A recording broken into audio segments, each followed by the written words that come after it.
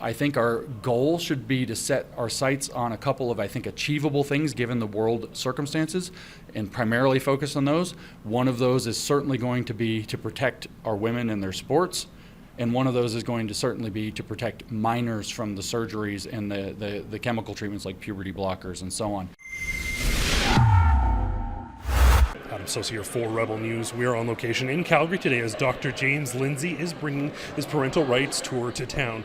Dr. Lindsay is an author, academic, and speaker who gained notoriety for publishing hoax articles to academic journals, mocking their ideological bents and lack of intellectual scrutiny. This evening, he is set to speak about the intrusion of progressive gender ideology into the educational sphere and to discuss the erosion of parental rights. We're very fortunate to be joined by Dr. Lindsay for an exclusive interview. This push to undermine traditional and conventional understandings of gender, of family, all that, it's clearly cultural Marxism. But who's driving it? Who's the motivating force? Is it China, World Economic Forum? Who's behind this? So that's, I hate to do this to you because, it's journalism. It's a little bit of a complicated question because there are different drivers. The academics in particular are boiling up the theory because of academic job incentives. Right. So they are building out the theory, right? And that's going to get plugged into particularly activists, which is starting to come out more and more, that we're in the not gay but queer movement, that we're trying to disrupt society and disrupt norms, in particular very frequently around adult-child sexual relationships, in other words, pedophilia. And that's a big part of what's being driven. So they're taking that academic theory. Of course, there's crossover between those groups, academics. Sometimes these activists are academics and vice versa. So they're building out the apparatus and putting it into action, but they can't get anywhere without money.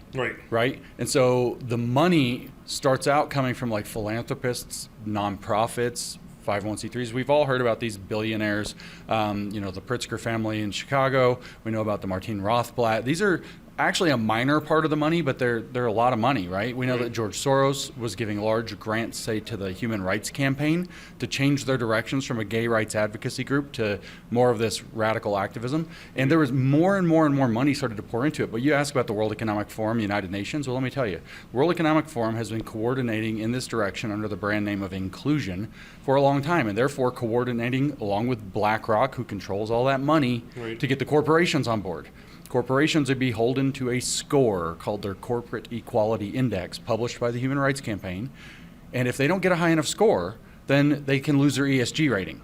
Okay, so we're all getting familiar with the whole way the cartel works. Well, that score requires them to go do activism, and it requires them to do visibility promotions like putting Dylan Mulvaney on a Bud Light can, like doing huge pride events. It also requires them to do lobbying efforts for legislative bodies to try to get more pro at what they call LGBTQ, but what it really is more radical, like you said, queer cultural Marxism or queer Western Marxism pushed into our society. So they're required to do that to keep their scores. So now you have tons of corporate money backing behind it, and that's a much bigger reservoir, many more billions of dollars, and that can change the culture because you got it all on TV and they're driving it. And again, there's crossover. There's activists within the corporate world too. The so-called long march through the institutions happened over the last 50 years. So you have some woke activists who are everything: teachers, advertisers, politicians, and on down the list. But with the United Nations, last point, it's complicated a lot.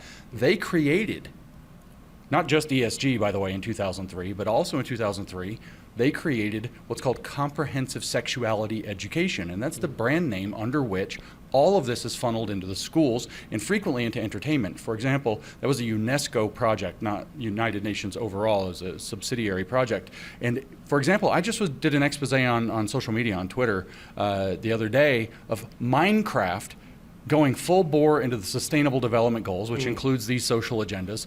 And they say explicitly that it's in partnership with who? UNESCO. So Minecraft, this video game for kids, all the kids love it, all the kids play it, they're world building, are now being taught to world build according to the Sustainable Development Goals of United Nations Agenda 2030 because Minecraft partnered with the source, UNESCO. How can these companies like be motivated when they're hopefully their principal driving factor is growth and capital? These things we've seen the Dylan Mulvaney thing. These things are either sort of net losses or massive losses. How can they be convinced to go against perhaps even their own interest? Is it that the investment coming in supersedes the amount of money they might make from doing business?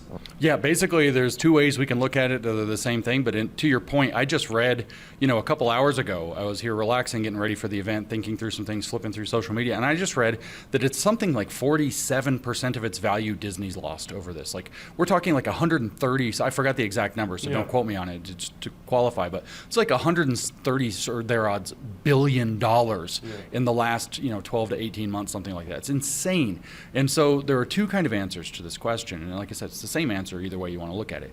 Number one is that you can say that they're actually not as interested in capital and growth as they are in some other set of incentives. That there's a different incentive structure that they're playing under. In other words, that their kind of hand is being forced. Right? Now that could be complicated because there could be activists in Disney that push this using Disney to do it. That's virtually certain that it's the case. Right. How influential that is, I'm not as positive, but there are certainly these ESG, corporate equality index, et cetera, incentive structures that are pushing them. So their hand is forced. Maybe they're not actually interested in earning capital. The second way to look at this is to say that actually the cartel environment where they are pressured to do this means that the way to make the most money in capital, which maybe really is their interest, Right. is by playing the game in the cartel. So if you were in a block, and like the mafia has a couple blocks that they run, right?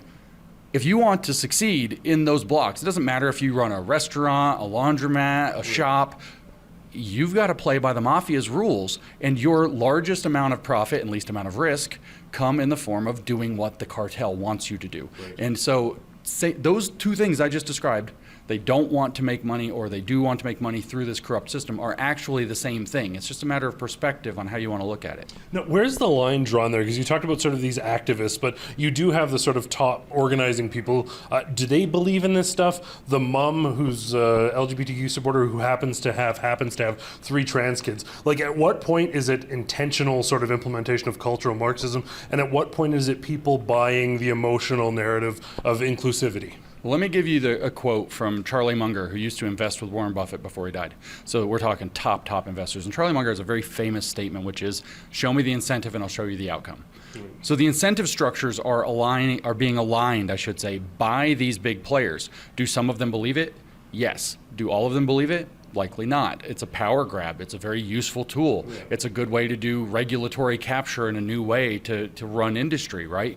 And to control industry. But on the other hand, I virtually could guarantee you that some of these guys like Martine Rothblatt, who was the creator of Sirius XM Radio, was all in on it. Like, literally, Martine's trans. So, like, yeah, probably believes it. And also, though, like, what's the psychology there? I don't know Martine. I can't speak for his psychology, I suppose.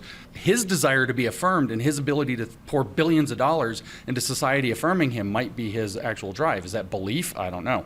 It's complicated. Now, what about your average mom with, say, an odd preponderance of transgender children where, it's weird how they pop up in clusters since it's just such a weird natural phenomenon. But what about that? Well, there's a variety of incentives. One of them is possibly just ideological belief. I don't like to worry too much about what do they believe, what do they not believe. My new thought about this, my new term for this is ideological contamination. This person all of these people are ideologically contaminated, except for the most cynical of the most cynical, which I'm sure there are some of those people, right? But we also know there are psychological pressures in these moms. They call it Transhausen by proxy as a joke, referring to Munchausen's by proxy, which is a serious psychological disorder that turns out to be the mother gaining sympathy points by damaging her children. And in this case, the sympathy points are inclusion virtue points. And say, look how hard my life is. Look how brave I am. Look how inclusive I am. 3 of my kids are trans and I haven't turned even one of them out, or something like this, right? So the mom is collecting in that case, possibly, in some cases for certain, virtue points through the inclusion metric, which is the incentive that Charlie Munger was showing me the incentives, I'll show you the outcome. That's been incentivized so strongly. It's the new value system for the West if these people get their way. And so they're incentivized to Munchausen's by proxy, which is, again, a serious psychological disorder that ends up abusing children for a narcissist parent. And they're incentivized to express it in this direction.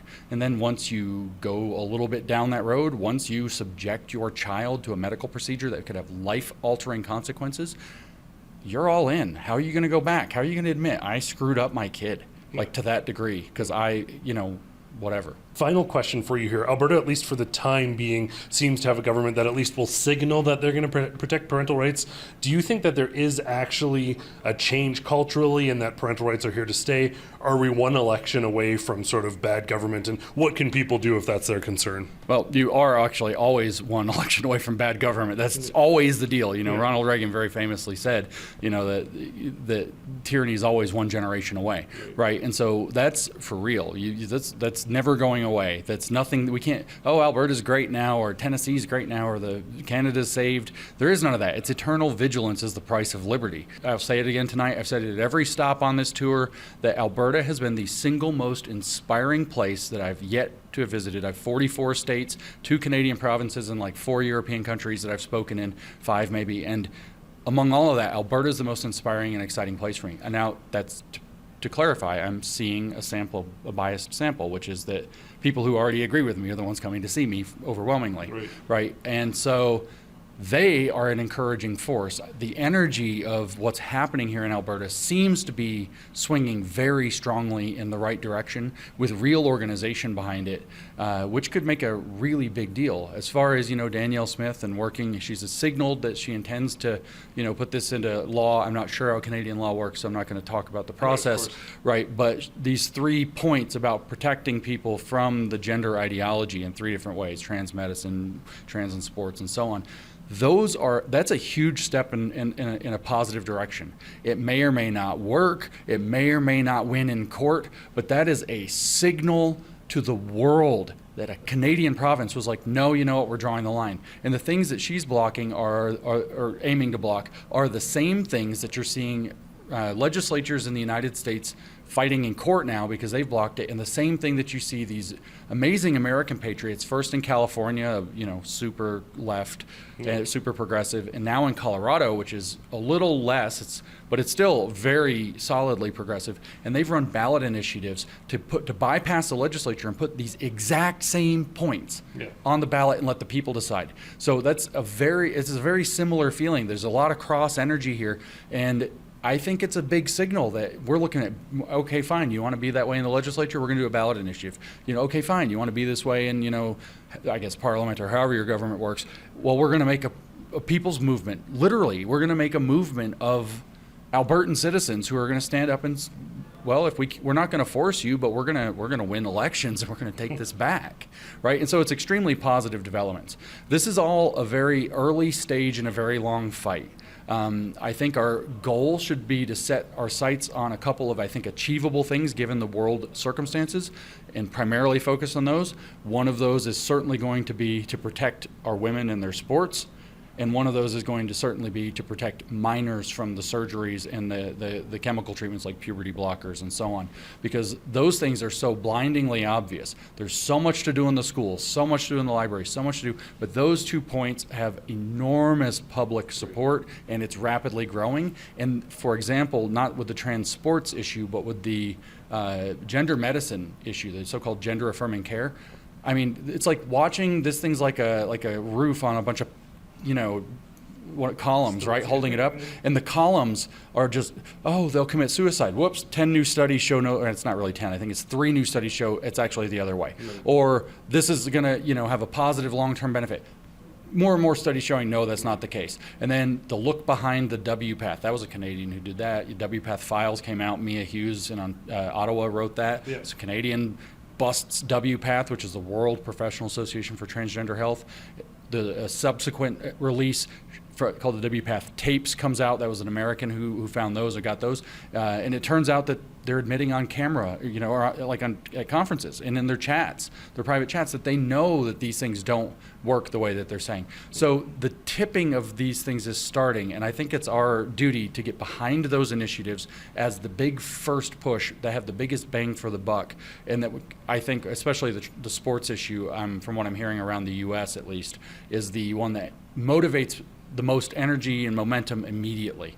You know, people might think, well, I don't know, maybe some kids need the medical stuff and I'm not sure, but almost very, very few, I'll say. There's a lot of energy that says, no, we fought long and hard to get girls to have their own sports that boys couldn't run over, and we're going to save that, we're going to protect that. And that movement is huge.